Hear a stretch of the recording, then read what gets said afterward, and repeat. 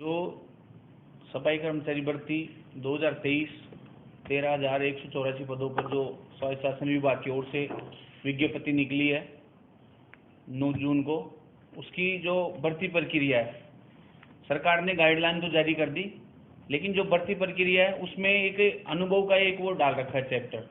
ये अनुभव प्रमाण पत्र 2018 की भर्ती में भी था, लेकिन जो अनुभव 2018 की भर्ती में था उसमें सक्षम अधिकारी या ESI PF वगैरह की कोई बाध्यता नहीं थी।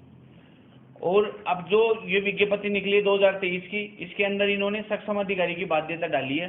और सक्षम अधिकारी का इन्होंने उदाहरण के तौर पे जो अधिकारी कौन होगा वो इन्होंने इसमें क्लियर नहीं किया, लेकिन जो भर्ती नियम बने हुए हैं और 2018 का जो वो था उसमें निगम स्तर पे तो DC को नियुक्त कर रखा है, उपायुक्त को, और जो परिषद स्तर है वहाँ पे कमिश्नर को। उसके अलावा जो पालिकाएं हैं उनमें वहाँ के EO को नियुक्त कर रखा है। तो ये जिस हिसाब से अगर सक्षम अधिकारी की बाध्यता रही तो जितने भी जो बेरोजगार लोग हैं, जो अन्य जगह पे होटलों में, प्राइवेट जो भी शैक्षणिक विश्वविद्यालय हैं, होटलें हैं, कॉलेज है या रोडों पे जहाँ पे भी जो काम कर रहे हैं वाल्मीकि समाज के भी और अन्य समाज के भी, तो उन लोगों के जो अनुभव प्रमाण पत्र है वो वेरीफाई नहीं हो पाएंगे। तो जिस प्रकार से हम समझते हैं कि अगर जो भर्ती निकली है तो ये भर्ती नहीं है, तो एक तरीके से संविदा कर्मियों को परमानेंट करने जैसा उदाहरण है, क्योंकि भर्ती में तो आवेदन सभी लोग जब भी कर पाएंगे जब सक्षम अधिकारी की बाध्यता नहीं रहेगी, क्योंकि वहाँ कोई सक्षम अधिकारी होता नहीं है। सक्षम अधिकारी तो गवर्नमेंट जो विभाग है वही ऑथराइज है, तो वहाँ सक्षम अधिकारी नहीं है। इसके अलावा अभी भरतपुर नगर पालिका ने भी वो निकाली, तो उसके बाद में भी DLB ने एक ऑर्डर निकाले अभी 20 तारीख को कि भाई इस पे बाद में कोई दिशा निर्देश जारी नहीं होंगे, ये अंतिम दिशा निर्देश इस भर्ती के संबंध में समस्त प्रकार से जारी हो गए हैं। तो उसमें भी अनुभव की कोई वो नहीं हुई, जबकि 15 तारीख को हमने हमारे मंत्री महोदय जी के जो विशिष्ट सहायक उनको, उसके अलावा जो सेक्रेटरी साहब है उनको और निदेशक महोदय को, इसके अलावा जो भर्ती का जो देख रहे हैं उप निदेशक नरेंद्र जी वर्मा जी को भी हमने ज्ञापन दिया है।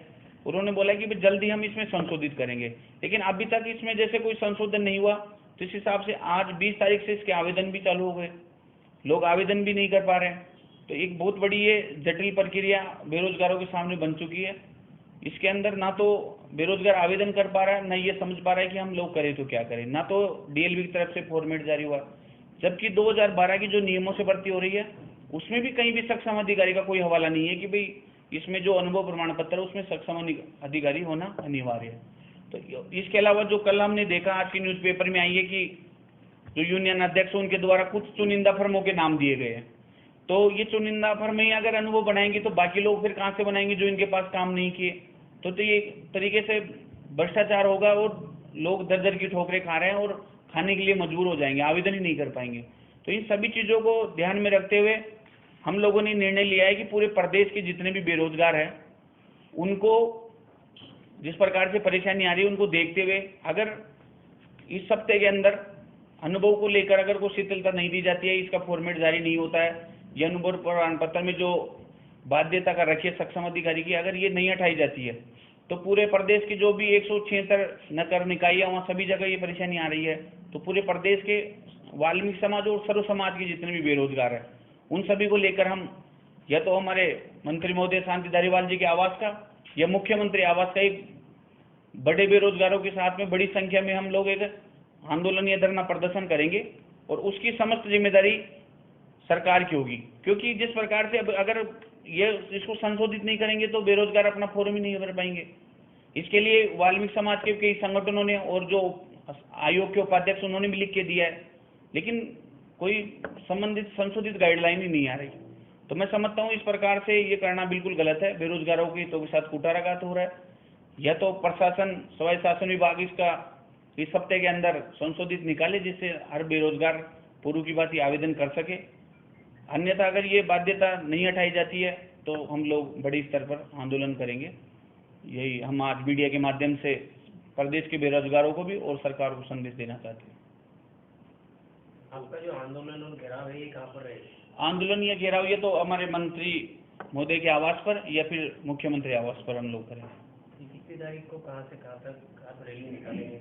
ये हम लोग शहर में किसी भी जगह पे या विधानसभा के आसपास एकत्रित होकर और मुख्यमंत्री आवास के लिए मंत्री आवास के लिए घेराव करेंगे। आपने ये कहा अभी सभी समाज और वाल्मीकि समाज के बेरोजगारों को लेकर हम आंदोलन करेंगे। ठीक। जबकि आजकल ये चल रहा है कि वाल्मीकि समाज के लोग तो इस भर्ती में आने के लिए अन्य समाज के लोगों का जबरदस्त विरोध कर रहे हैं। देखिए और वो वाल्मीकि समाज की ही भर्ती की मांग करते हैं, तो दोनों को आप इकट्ठा करके कैसे चलोगे? देखिए, अब वो विरोध कर रहे हैं तो सब लोग नहीं कर रहे हो, तो कुछ लोग हैं जो अपने निजी स्वार्थ के लिए कर रहे हैं। बाकी जो आरक्षण पद्धति 2018 में भी भर्ती हुई थी, उसमें सभी सर्व समाज के लोग आए थे। अभी आपने देखा होगा जो मंदिरों में पुजारी नियुक्त किए गए हैं, उसमें भी सर्व समाज के पुजारी नियुक्त किए गए हैं। तो ये तो आरक्षण पद्धति, इसको कौन बदल सकता है? तो पहले भी लोग आए हैं, आगे भी आएंगे। ये इसमें अभी बार प्रैक्टिकल कर दिया है, लॉटरी नहीं है। तो जिसको काम करना होगा, जो प्रैक्टिकल में अगर यहाँ काम करता है, जो भी प्रशासनिक व्यवस्था है, जो भी कमेटी बनी हुई उनके सामने, वो जॉब के लिए आ जाएगा। आप भी कर्मचारी नेता हैं, लेकिन वाल्मीकि समाज के भी जो कुछ कर्मचारी नेता हैं वो भी 100% वाल्मीकि समाज की ही बात करते हैं, अन्य समाज का वो विरोध करते हैं। देखिए, मांग करना वहां तक जायज है जो मांग पूरी हो सके। मांग तो कोई भी कर सकता है, लेकिन 100% आरक्षण किसी समाज या जाति से उसको मिल ही नहीं सकता। तो मैं समझता हूँ ऐसी मांग करना, तो मैं हूँ चाहे कोई भी, वो बेकार। नहीं, वो लोग परंपरागत काम का बहाना करते हैं। ये चीजें कई मायने नहीं रखती। जब भारत में लोकतांत्रिक और संवैधानिक व्यवस्था है देश के अंदर, तो वो चीजें ही लागू है और उसी के अनुसार चल रहा है राष्ट्र। कितने लोगों को इकट्ठा करके आंदोलन करोगे आप? हजारों की संख्या में लोग एकत्रित होंगे और बड़ी संख्या में हम एक बड़ा आंदोलन करेंगे। अगर तारीख, समय, कुछ टाइम? अगले सप्ते में, जैसे मंगलवार बुधवार मान के चलो, जल्दी एक बड़ा प्रदेश के हिसाब से।